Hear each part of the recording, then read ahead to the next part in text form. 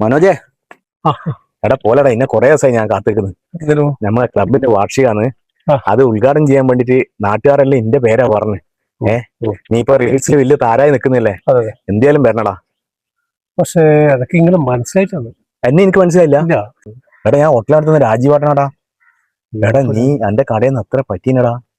നീല്ലേ എന്റെ കടയിലെ ഉണ്ടംപൊരിയും പഴംപൊരിയും നീ അത്ര തിന്നിന്. അതിന്റെ എണ്ണ വരെ നീ കൈയോട് തുടച്ചാളയില്ല. ഇതാ താടിക്കും മീശക്കലും വെച്ചിട്ട് ഇപ്പൊ കുട്ടപ്പനായി നല്ല സ്റ്റൈല് ഗ്ലാമറായിട്ട് എടാ റീൽസില് വലിയ ആളായിപ്പോ നീ. ഇപ്പൊ നമ്മളെല്ലാം മറന്നു അല്ലേ നീ? ബിജുട്ടി രാജേട്ടാ എന്താ? ഇത് നമ്മുടെ മനോജില്ലേ, മറ്റേ വലിയ റീൽസ് ആരോ. മനോജേട്ടാ ഇവനെല്ലാം വന്ന വഴി മറന്നു പോയടോ, നമ്മളൊന്നും അറിയില്ല. മനോജേട്ടാ നിങ്ങളിപ്പോ കാണുന്നില്ലല്ലോ. ഇപ്പൊ ഫുള്ള് മൊബൈലില് റീൽസിലും വലിയ ആളൊക്കെ ആയില്ലേ. വീട്ടിലെ അമ്മ എപ്പോഴും പറയും ഇപ്പൊ മൊബൈലിലേ കാണുള്ളൂ മനോജനെ. ആദ്യം ഇവിടുന്ന് ഫുള്ള് ഭക്ഷണം കഴിക്കലും കടത്ത് എഴുത്തൊക്കെ ഇവിടെ തന്നെയല്ലേ ഉണ്ടായിരുന്നു. അങ്ങനെല്ലാം പറയലുണ്ട്.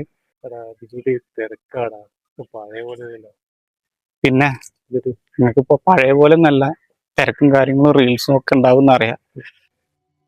അമ്മയുടെ 40 നാളെ. നിങ്ങൾ പറ്റാൻ അങ്ങോട്ട് പോവാ, ഞാൻ സാധനം വാങ്ങാൻ വേണ്ടി വന്നു.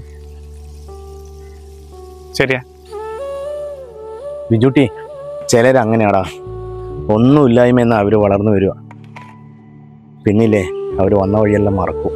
ഹലോ, ഉദ്ഘാടന? ആ, അതിന് 5000 രൂപയോ? നിങ്ങൾ വീട്ടിലല്ലേ? ഞാൻ അങ്ങോട്ട് വന്നോളാം.